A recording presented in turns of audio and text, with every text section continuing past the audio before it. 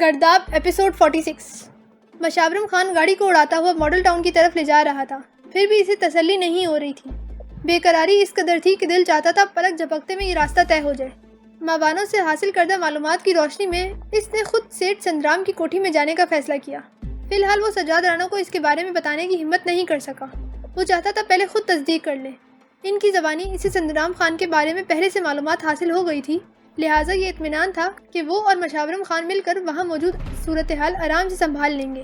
سندرام جیسے معروف شخص کا تو اس وقت کوٹھی پر موجود ہونے کا امکان نہیں تھا۔ اسے بھی اصل میں سونی نام کے اس کردار سے دو ہاتھ کرنے تھے جس کا تذکرہ سجاد رانا نے بھی کیا تھا اور ماوانوں نے بھی۔ گاڑی سندرام کی کوٹھی میں جا کر رکی تو مشاورم خان نے اس کے اشارے پر ہارن دیا۔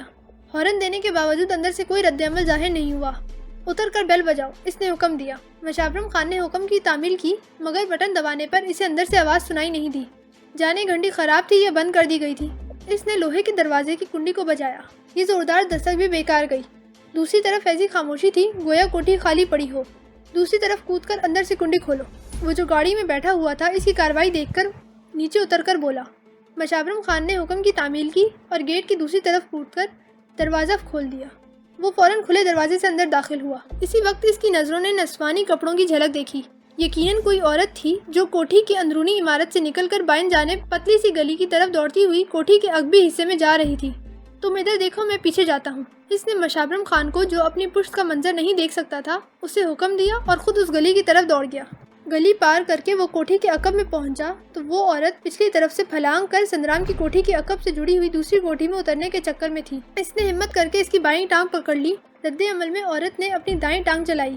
شہریار کے چہرے پر ٹانگ کی ضرب لگی، لیکن چونکہ وہ دونوں ہاتھوں کی مدد سے دیوار پر لٹکی ہوئی تھی اور اس کی ایک ٹانگ بھی اس کی گرفت میں تھی، اس لیے ضرب زیادہ زوردار نہیں تھی۔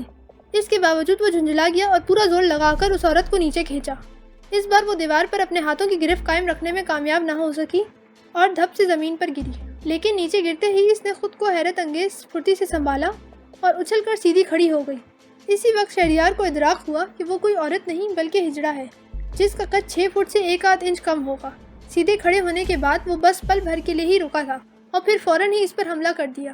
اس کے حملہ کرنے کا انداز ایسا تھا کہ شہریار نے فوراً جانچ لیا کہ وہ جوڈو کے فن میں ماہر ہے۔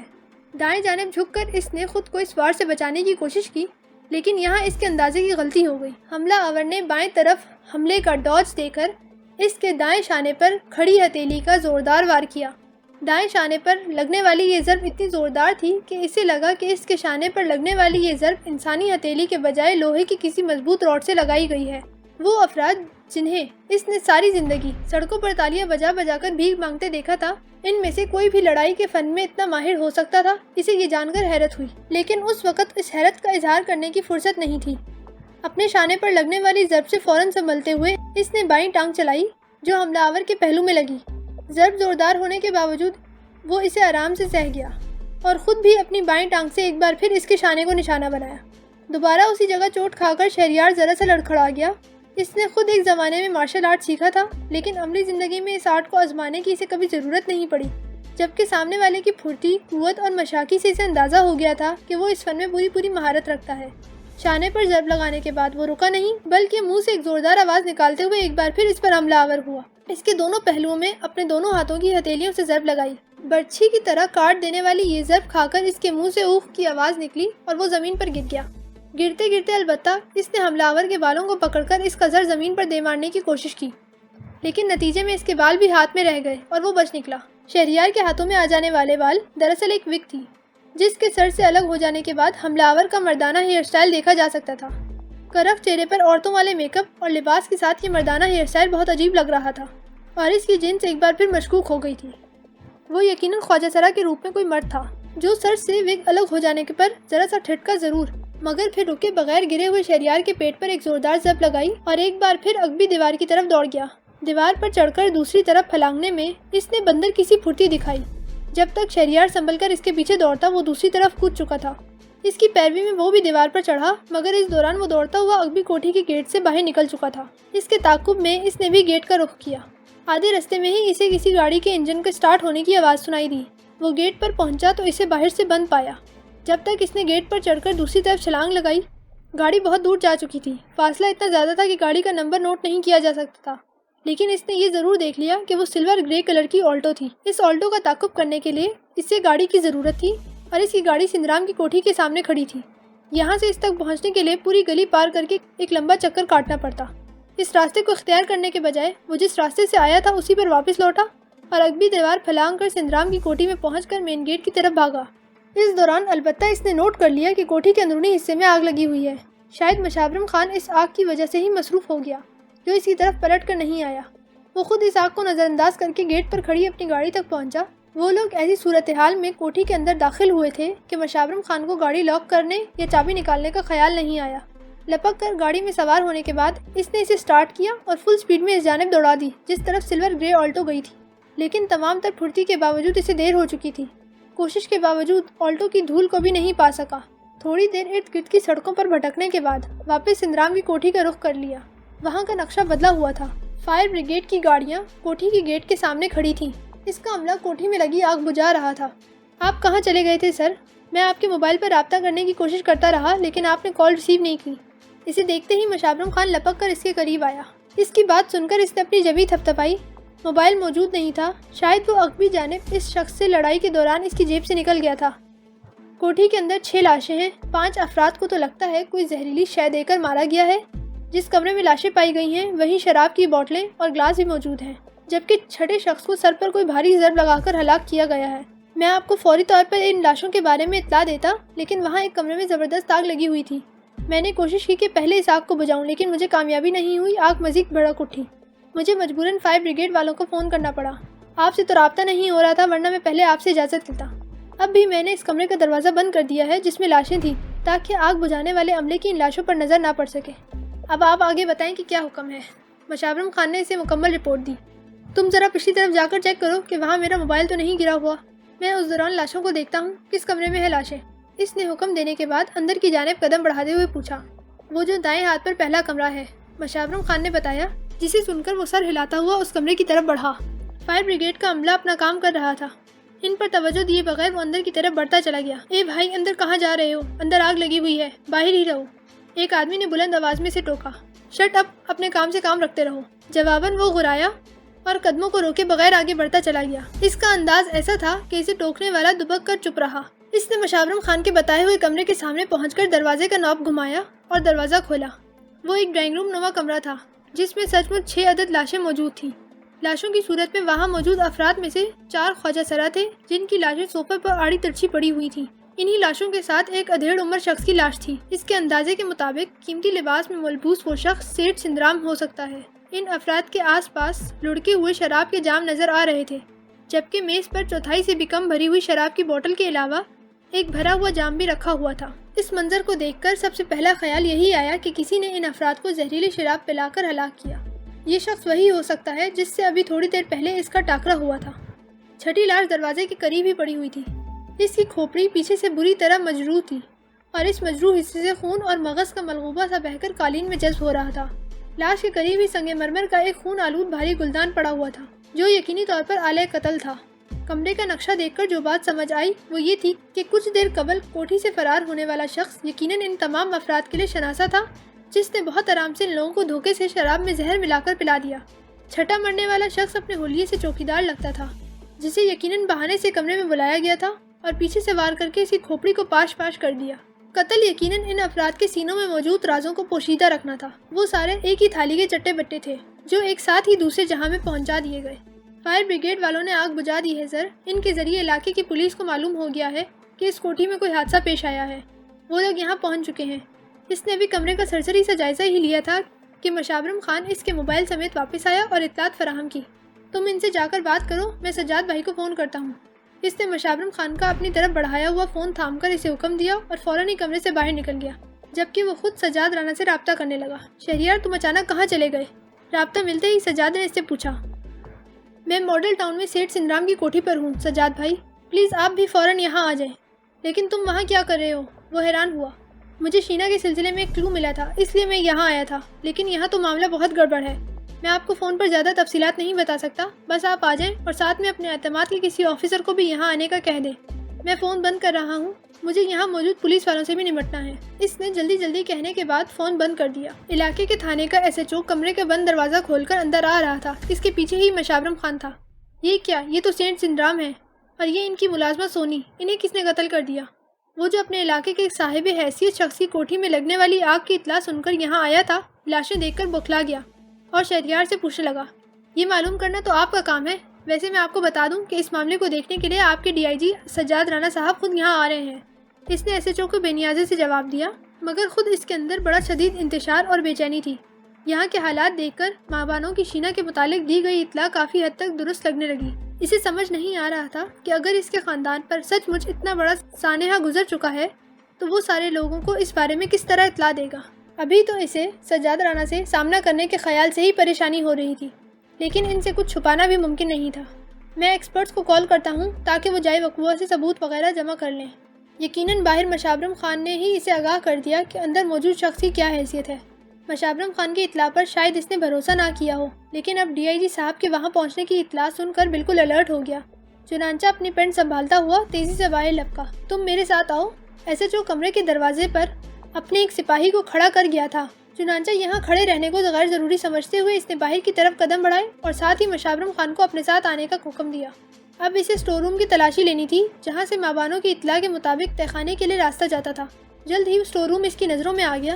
بغور دیکھنے پر اسے ٹائلز کے درمیان وہ معمولی سا فرق بھی نظر آ گیا جو دراصل تہخانے تک پہنچنے کے لیے بنائے گیا خفیہ راستے کی نشاندہی کرتا تھا۔ اس کے اشارے پر مشابرم خان نے اس میں انگلیاں ڈال کر اس جگہ سے ٹائل کو زور لگا کر اوپر کی طرف کھینچا تو اس حصے کی ٹائل کسی ڈھکن کی طرح اوپر کی طرف اٹھتی چلی گئی۔ فرش میں پیدا ہونے والے اس خلا سے نیچے کی طرف جاتی سیڑھیاں صاف نظر آ رہی تھی۔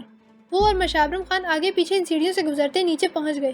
سیڑھیوں کے قریب ہی کمرے کا دروازہ تھا۔ اس نے دروازہ کھولا تو ماں بانوں کی بتائی باتوں میں سے ایک اور بات کی تصدیق ہو گئی۔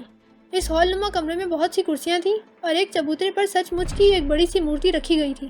وہ کرسیوں کے درمیان سے گزرتا ہوا چبوترے کے پاس پہنچا، اس مورتی کا جائزہ لینے لگا۔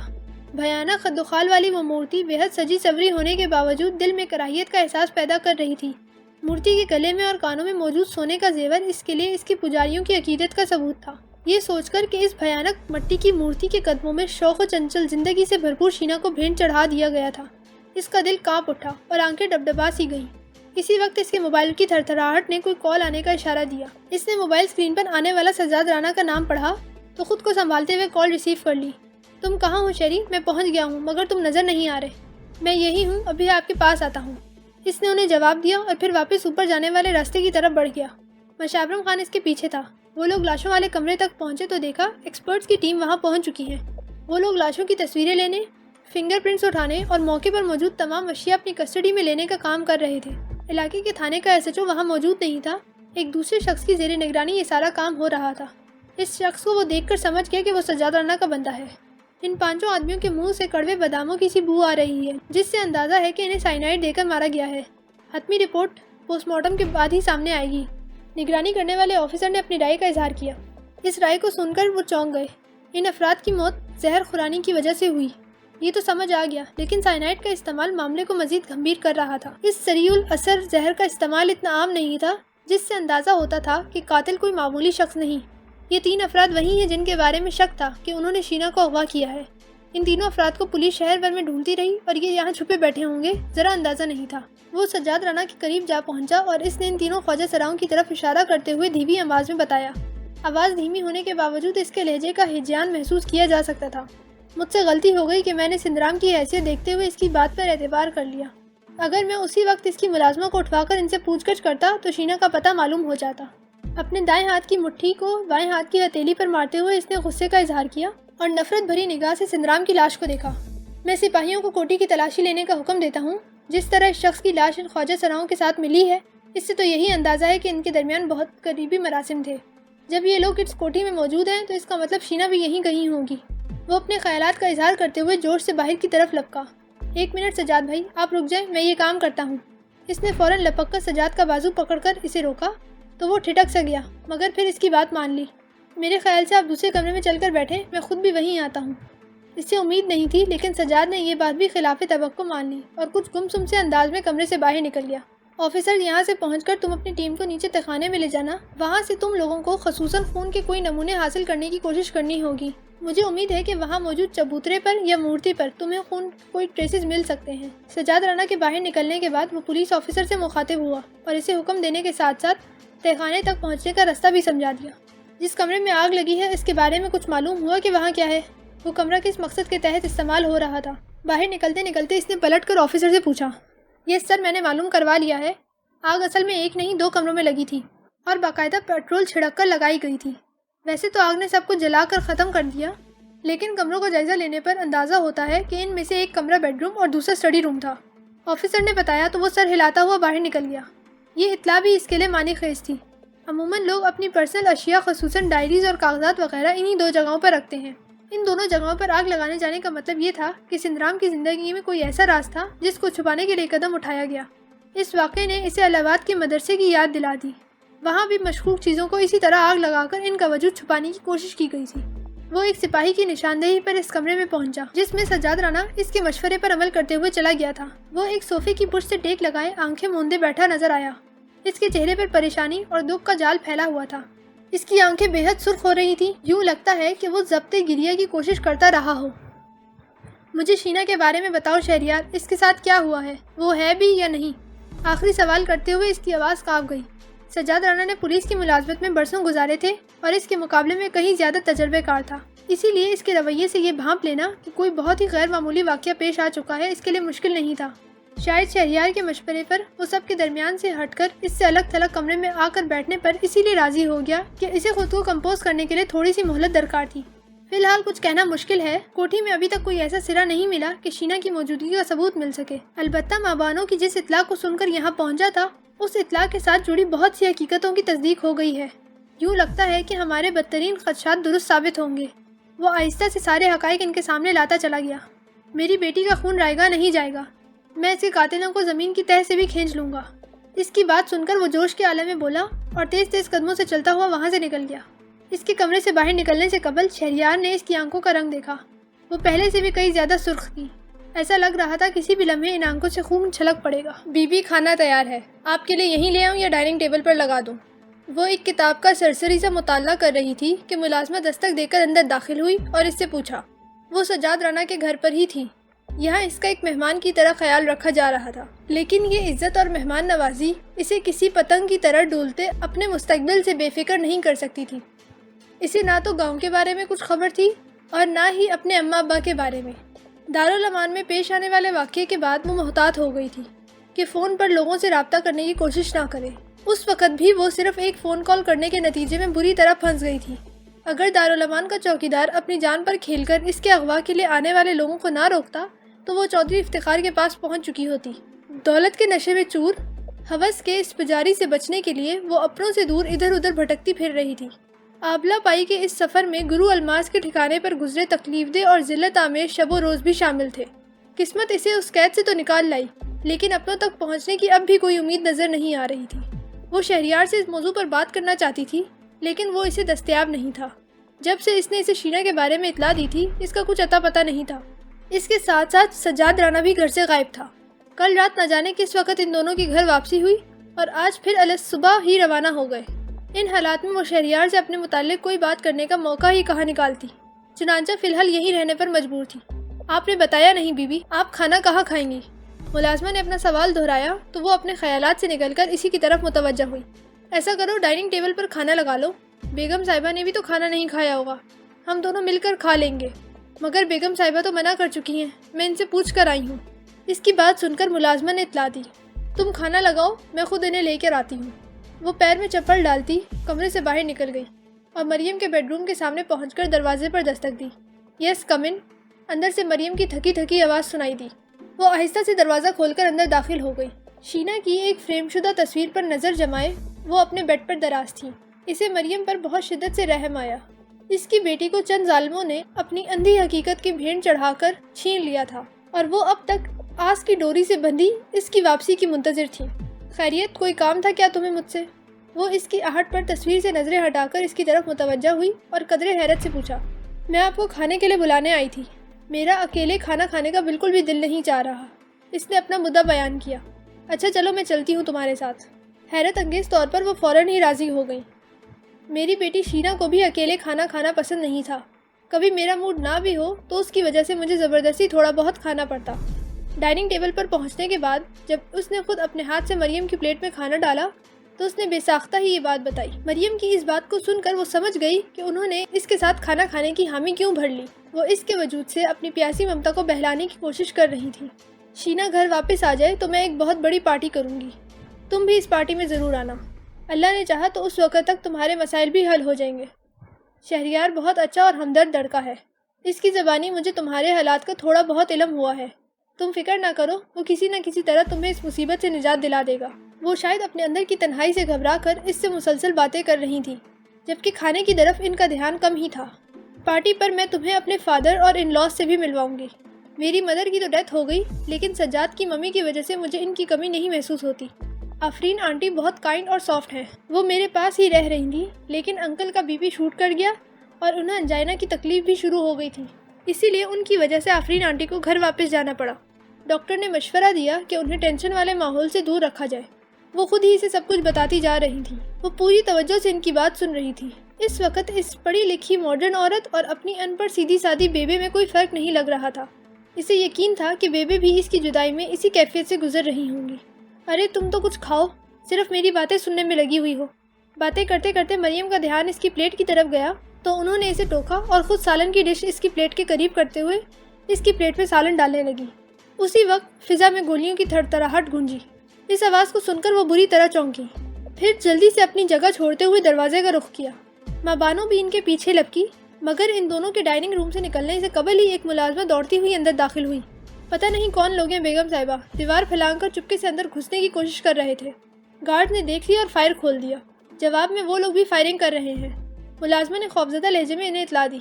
کون لوگ ہو سکتے ہیں؟ یہاں گھسنے کی کوشش کرنے کے لیے بڑی جرأت چاہیے، وہ بڑبڑائی، اور پھر اس کی نظر گھبرائی ہوئی ماں بانو کے چہرے پر پڑی۔ فوراً ہی اس کے ذہن میں ایک جھماکا سا ہوا۔ مجھے لگتا ہے تمہارے یہاں موجودگی کی خبر لیک ہو گئی ہے اور اسی چکر میں وہ لوگ یہاں آئے ہیں۔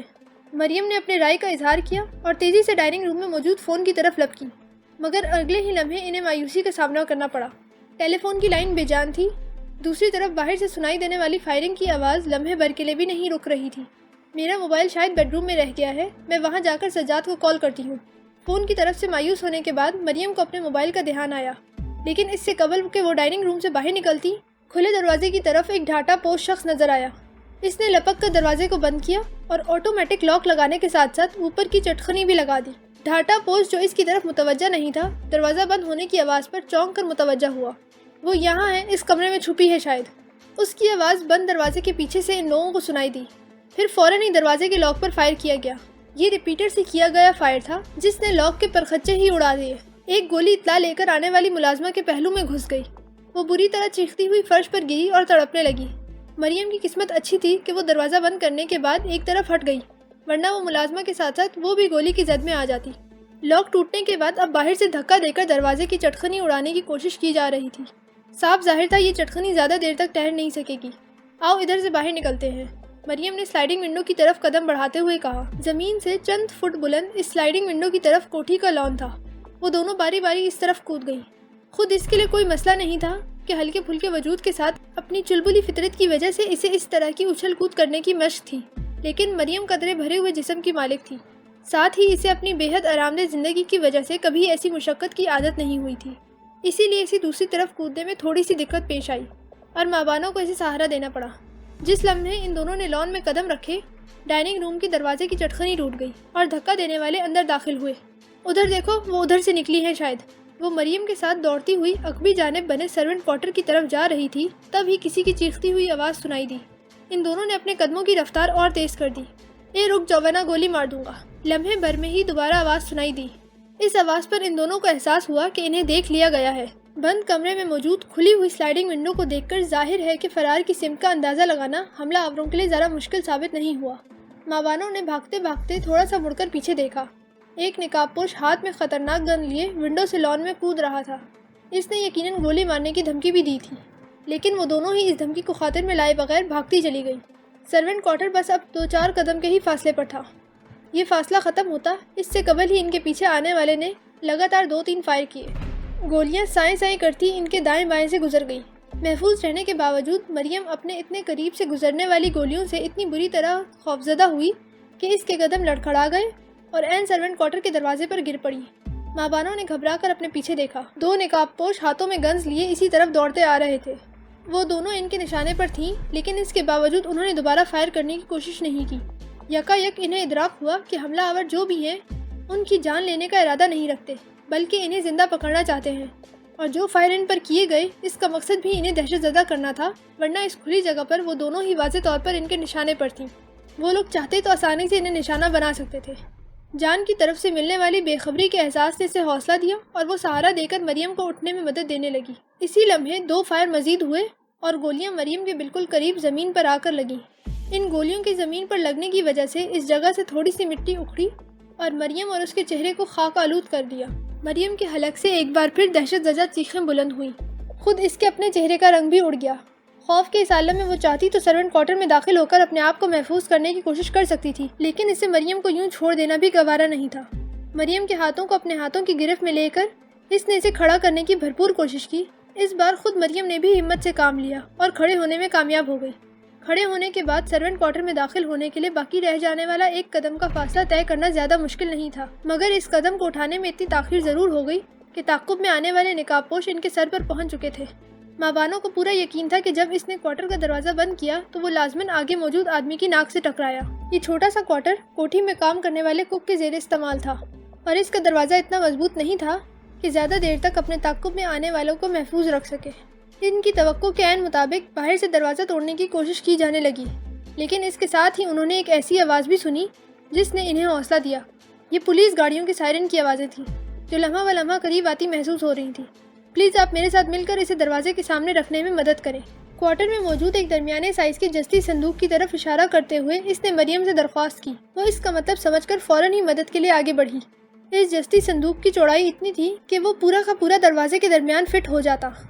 بلندی کے اعتبار سے بھی صندوق اتنا اونچا ضرور تھا کہ نصف دروازے کی بلندی تک پہنچ جاتا۔ یہ صندوق بند دروازے کے بالکل ساتھ ملا کر رکھ دیا جاتا تو قبضے اکھڑنے کے باوجود دروازہ گرنے سے محفوظ رہتا اور انہیں تھوڑی سی مہلت مل جاتی۔ اس بڑے سے صندوق میں یقیناً لحاف، گدے اور دوسرے کوئی بھاری سامان رکھا ہوا تھا، جس کی وجہ سے انہیں دھکیلنے میں سخت جدوجہد کرنی پڑ رہی۔ صرف یہ خود کو محفوظ رکھنے کی جبلی خواہش تھی جو وہ دونوں خواتین والی مخصوص نازک مزاجی کو فراموش کیے یہ سخت کام کر رہی تھیں۔ دروازے کے کمزور پڑتے قبضے بھی انہیں مہمیز کر رہے تھے۔ کسی بھی لمحے یہ قبضے مکمل طور پر اکھڑ جاتے اور دروازہ اندر آ گرتا۔ پسینہ پسینہ ہوتے ہوئے ان دونوں نے اپنی تمام تر قوت صرف کرتے ہوئے بالآخر اس بڑے سے صندوق کو دروازے کے سامنے پہنچا دیا۔ یہی وہ لمحہ تھا جب دروازے کے قبضے مکمل طور پر اکھڑ چکے تھے اور صندوق سامنے آ جانے کے باعث دروازہ گرا نہیں۔ سالیوں نے دروازے کے سامنے کوئی بھاری چیز رکھ دی ہے۔ انہیں باہر سے کسی کی جھنجھلائی ہوئی آواز سنائی دی۔ چھوڑ دو، جانے دو، پولیس پہنچ گئی ہے، یہاں سے نکلنے کی کرو ورنہ ہم بڑی مشکل میں پھنس جائیں گے۔ ایک دوسرے شخص نے بلند آواز میں حکم دیا۔ اس حکم کے ساتھ ہی دروازے پر جاری کارروائی بند ہو گئی اور دوڑتے ہوئے قدموں کی آواز سنائی دینے لگی۔ یہ آوازیں لمحہ بہ لمحہ ان سے دور جا رہی تھیں۔ ان آوازوں کو سن کر ان دونوں نے ہی سکون کا سانس لیا اور تھکے تھکے انداز میں صندوق کے ساتھ ہی اپنی پشت ٹکا کر بیٹھ گئی۔